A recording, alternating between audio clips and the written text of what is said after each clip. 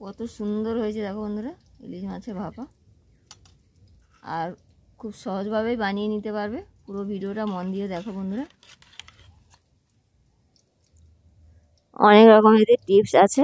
আর দেখো কত সুন্দর হয়েছে এই ভাপাটা। আর আমরা ইলিশ মাছ, বাঙালি মানেই ইলিশ মাছ প্রিয়। নমস্কার বন্ধুরা, মিনা ব্লগ এবং রান্নাতে তোমাদের সবাইকে স্বাগত। আজ আমি তোমাদের দেখাবো ছোট ইলিশ নিয়েছি। দেখো ছোট ইলিশটা আমি ভালো করে আঁশ ছাড়িয়ে কেটে ধুয়ে নিয়ে এসেছি।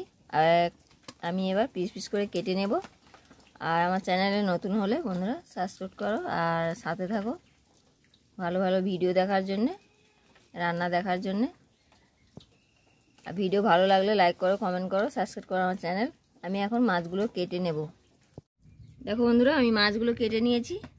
আর মাছগুলো ছোট হলে কী হবে, একদম টাটকা, একদম রক্ত। দেখো আর এই মাছের আমি ভাপা বানাবো। দেখতে থাকো বন্ধুরা কিভাবে বানাবো। খুব সহজভাবেই তোমাদের দেখাবো। আর খুব সহজে তোমরাও বানিয়ে নিতে পারবে। এখন বাজারে খুবই ইলিশ মাছ পাওয়া যাচ্ছে সব জায়গাতে। আর এই চামচ দেখো, এই চামচের আমি 4 চামচ পোস্ত নিয়ে নিলাম। 4 চামচ পোস্ত নিয়েছি। আর এই চামচেরই আমি সাদা সর্ষে নিয়ে নেব 2 চামচ। নিয়ে নেব কালো সর্ষে, ওই চামচেরই 2 চামচ কালো সর্ষে।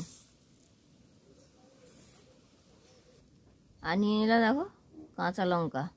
তোমরা যে যেমন ঝাল খাবে দেবে। সবগুলো আমি ভালো করে ধুয়ে বেটে নেব। সাথে থাকো বন্ধুরা, দেখতে থাকো। আমার মশলা বাটা হয়ে গেছে। আমি তুলে নেব একটা বাটিতে। দেখো বন্ধুরা আমি এই কাঁচা মাছের মধ্যে সব কিছু উপকরণ মশলা মাখিয়ে নেব। তোমরা চাইলে মাছটা একটু হালকা করে ভেজেও নিতে পারো। আমি এর মধ্যে দিয়ে দেব হলুদ পরিমাণ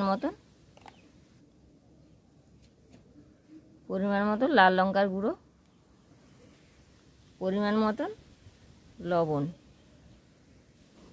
দিয়ে দেব পরিমাণ মতন সর্ষের তেল। সর্ষের তেল ছাড়া ইলিশ মাছ জমে না। দিয়ে দেব বেটে রাখা মশলা। সবগুলো আমি উপকরণ একসাথে ভালো করে মিশিয়ে নেব। ভালো করে মাছের মধ্যে লাগিয়ে ভালো করে দেখো মেখে নিয়েছি আমি। আর কিভাবে মেখেছি খুব সহজভাবে তোমরা বানিয়ে নিতে পারবে এই ইলিশ মাছের ভাপা। দেখো কত সুন্দর মাখা হয়েছে। দেখো একদম মাখা আমার রেডি। আমি এবার টিফিন বক্সের মধ্যে তুলে নেব। খুব সহজভাবেই বানিয়ে নিতে পারবে। আর আমি এক করে এটা টিফিন বক্সের মধ্যে দিয়ে দেব। টিফিন বক্সের মধ্যে আমি সব মাছগুলো তুলে দেবো এক এক করে। দেখো টিফিন বক্সের মধ্যে আমার সব মাছগুলো তোলা হয়ে গেছে। আর আমি ওই থালাটা ধুয়ে একটু জল দেব।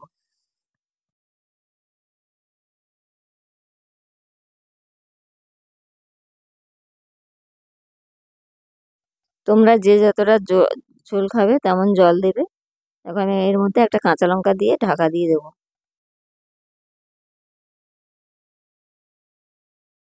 এদিকে দেখো বন্ধুরা আমি হাঁড়িতে ভাত বসিয়েছি।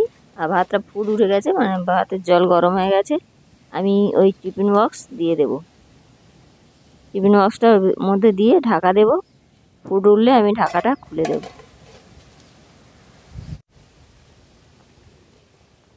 দেখো বন্ধুরা কেমন ফুটছে। আর যতক্ষণ ভাত হবে আমি ততক্ষণ এই মাছটা ভাপিয়ে নেব ওর মধ্যে।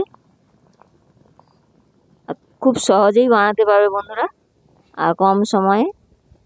দেখো বন্ধুরা ভাপা একদম রেডি। কত সুন্দর হয়েছে। খুব সহজভাবেই আমি তোমাদের দেখালাম এই ভাপা। আর তোমরা সবাই বানাতে পারবে। আর খুব সহজভাবেই বানিয়ে নিতে পারবে।